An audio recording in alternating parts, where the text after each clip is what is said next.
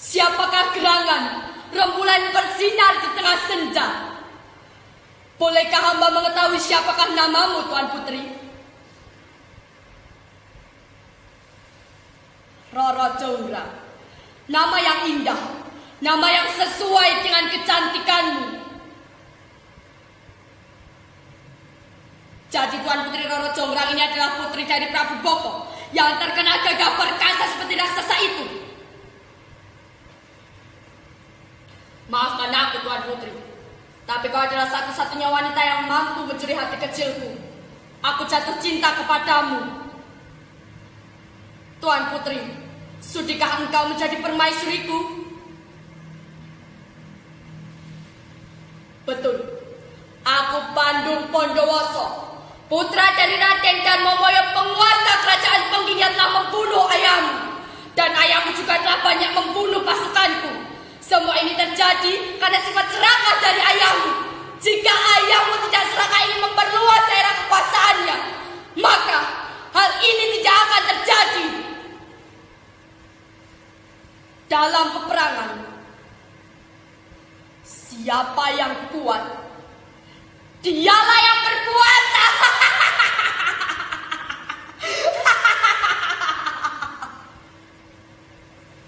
Apa? Kau menolak menjadi permaisuriku? Baik, aku tidak membutuhkan waktu lama untuk menghancurkan kerajaan Boko beserta rakyatnya. Bala tentaraku adalah bangsa jin.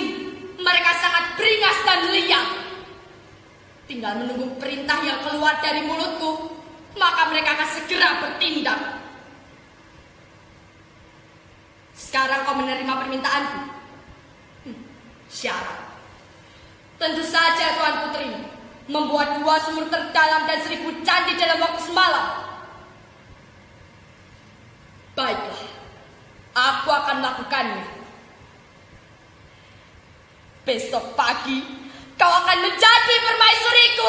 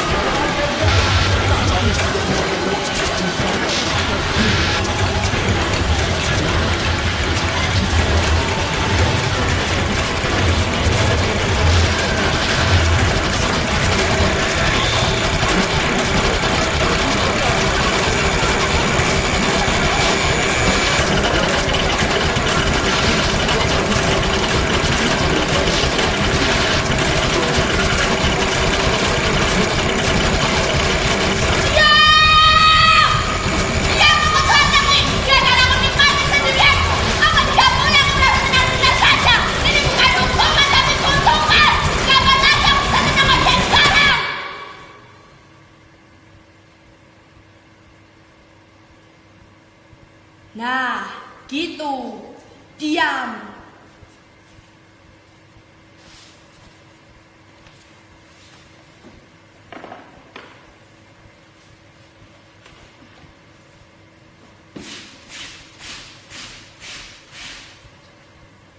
Diam seperti ini.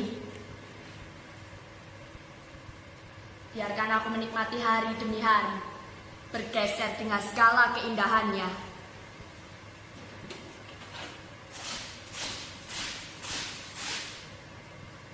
Biarkan aku menjadi korban abadi yang membeku karena hausnya nafsu penguasa zaman. Tempat ini pun menolak bersaksi atas perjuangan harkat dan martabatku sebagai perempuan. Aku memilih untuk tetap diam, membeku sampai tembok bisu ini lebur menjadi debu terkikis zaman. Sobat kecil, apa kabar? Kenapa kau terlihat begitu cemas? Tidak seperti hari kemarin. Ada apa, Met? Kau jadi sama saja seperti yang lain. Teddy, Supri, Alex, Parno, Randy. Mereka memang tidak suka dan bosan dengan ceritaku yang sama setiap hari. Mereka menganggapku terlalu sombong, tidak tahu diri, tidak tahu diuntung, karena menolak seorang pangeran perkasa yang kaya raya.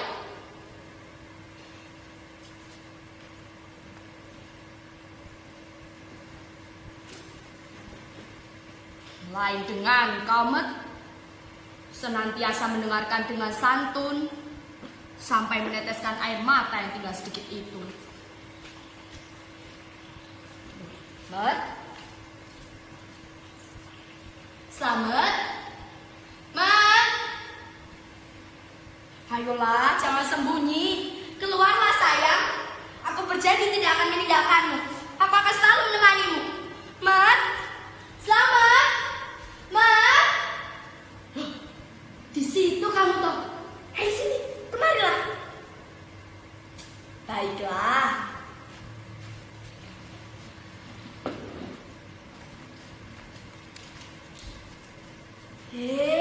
Kenapa wajahmu cemberut seperti itu? Ayo sini, kemari. Iya.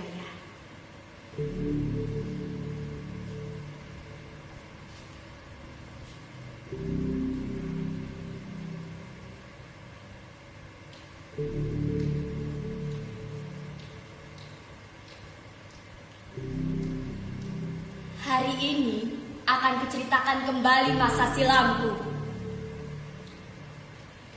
Walaupun aku tidak pernah tahu dengan pasti siapa ibuku, tapi yang jelas ayahku adalah seorang penguasa terpandang yang ditakuti oleh semua pengikutnya. Apapun yang diinginkannya, tidak ada satupun yang berani menampiknya. Gila, apa katamu itu? Bukan berarti aku satu-satunya orang yang berani menolak keinginannya.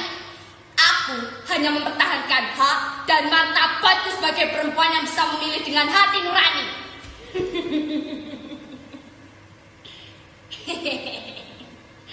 Walah, Dek Rara.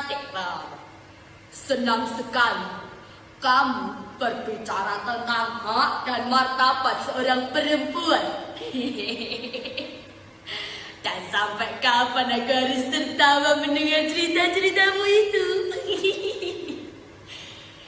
Dek Rara yang cantik dan tidak tahu malu. Semua makhluk di jagat raya ini tahu bahwa kau adalah seorang putri dari penguasa Bobo yang gagah perkasa seperti raksasa. Tapi bukan berarti kau juga berkuasa untuk menentukan nasibmu sendiri tanpa memikirkan orang lain. Kamu tahu akibatnya. Orang-orang menjadi korban dari lucunya egoismu. Apa sih susahnya menerima pinangan seorang penguasa sakti mandraguna? Lagi pula, Bandung mampu membuat ayahmu lemah tak berdaya. Dasar kau ketua nih, kau berani melawanku. Sini kau. Mau lari kemana kau? Dasar pengecut, di mana kamu?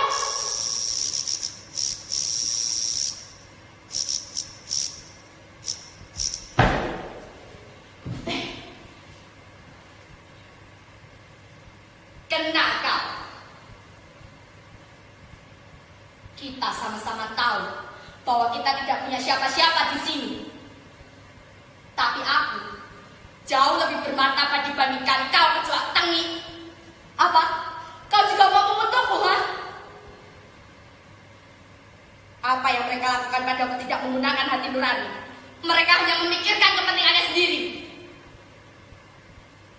Bagaimana dengan hati nuranimu? Kamu hanya bisa makan dan kencing di sembarang tempat. Hati nurani hanya untuk manusia yang dapat berpikir secara sehat, bukan untuk penguasa yang bisa memaksakan haknya. Dasar kecoa tengi.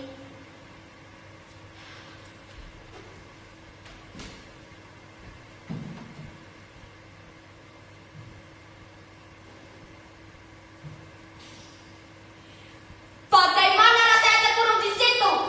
Bagaimana rasanya diputus dari segalanya? Ketika ruang kamu dibatasi dan tak ada yang lain di sekitar kamu kecuali tulang. Kamu akan mulai merontak. Kamu ingin diperhitungkan. Kenapa cuma orang lain yang dimanjakan? Hei, dengar sobat kecil. Bagaimana kamu bisa merontak kalau kamu tahu semua itu akan sia-sia? Apa? Kamu hasut untuk lawan? Gila. Tidak bisa, kawan. Mereka seperti dinding batu, keras dan berlumut. Tidak ada gunanya, kawan. Maaf, sepertinya otakmu sudah mulai kacau. Selamat tinggal, kawan.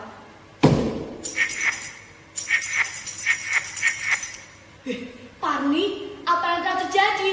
Kenapa nafasmu ngos-ngosan seperti itu? Ayo sini, kemari. Ya, kemari. Nah, duduklah di sini. Ya, tenangkan dirimu dulu. Pelan-pelan. Ya. Walah, Parni. Seharusnya kamu sadar akan tubuh tuamu itu yang sudah tidak dapat dipaksa berlari lagi. Jangan samakan seperti Madi, Kando, Cima, dan kecoa lainnya. Mereka masih muda.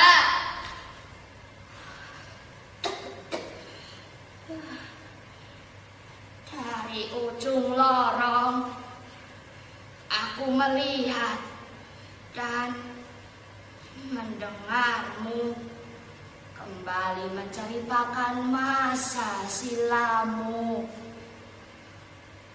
Aku sendiri sudah bosan mendengarnya.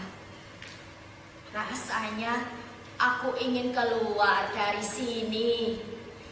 Tapi aku takut kalau aku keluar, di luar sana pasti aku akan banyak bertemu orang sepertimu. Setelah itu, aku akan jauh lebih merasa terkutuk dibandingkan kau, Roro. Walah, Parni. Kamu ini lucu sekali. Tidak semua orang di luar sana sama sepertiku. Semoga selama aku dihukum di sini, tidak ada lagi orang yang semena-mena memaksakan kehendaknya dan merampas hak orang lain.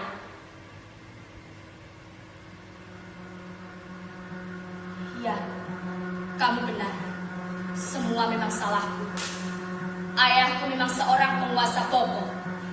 Karena keinginannya memperluas daerah kekuasaan, maka perang besar tak dapat dihindari. Pandu Bondowoso beserta bala bantuannya membumi hanguskan hampir seluruh daratan Popo. Di dalam kamar, aku hanya dapat menyaksikan hancurnya istana Megah menjadi puing-puing berserakan. Api terlihat di mana-mana. Baru kali ini, aku melihat Prabu Popo terkulai lemah tak berdaya di bawah telapak kaki Bandung Bondowoso. Ketakutanku semakin memuncak ketika petir berhamburan menyambar keisian yang akan tinggi-tinggi oleh Bandung Bondowoso dan ditajamkan tepat di dada Prabu Popo.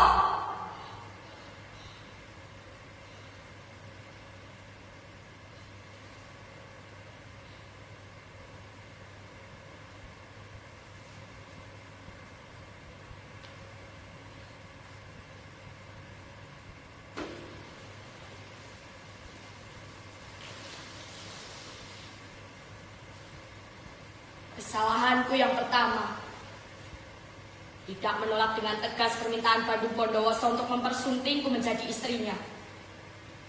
Aku memang tidak mencintainya, dan tidak mungkin aku menerima pinangan orang yang telah membunuh ayahku.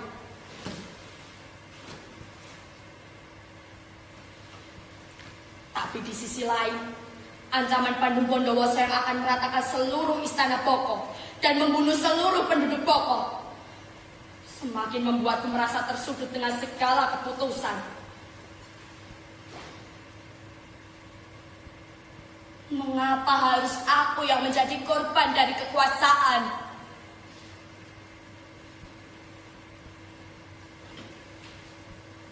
Kesalahanku yang kedua, pura-pura menerima, tapi dengan segala syarat yang mustahil untuk dilakukan. Membuat 2 sumur terdalam dan 1000 candi dalam waktu semalam. Tapi dugaanku salah besar. Seorang Bandung mampu melakukan itu semua dalam waktu yang sangat singkat.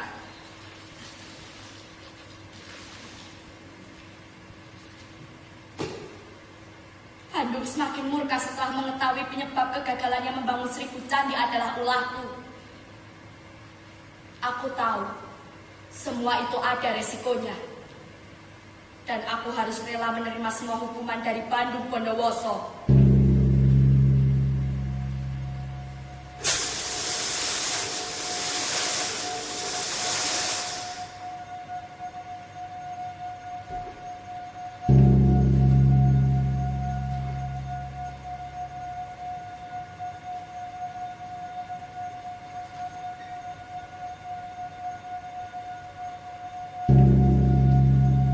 Biarkan aku tetap di sini, menjadi waktu yang terus berdetak, berjuang mempertahankan hak dan martabat seorang wanita untuk menentukan nasibnya dari para penguasa tahta.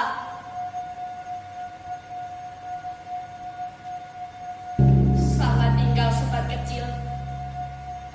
Aku tidak akan kembali menceritakan masa silamku seperti hari-hari sebelumnya. Kalian bebas dan damai. Pada hari ini aku bebas. Walaupun tubuhku terpatok di antara dinding batu, tapi jiwaku sudah bebas. Selamat tinggal kawan. Selamat tinggal kecoak tengik. Selamat tinggal semuanya.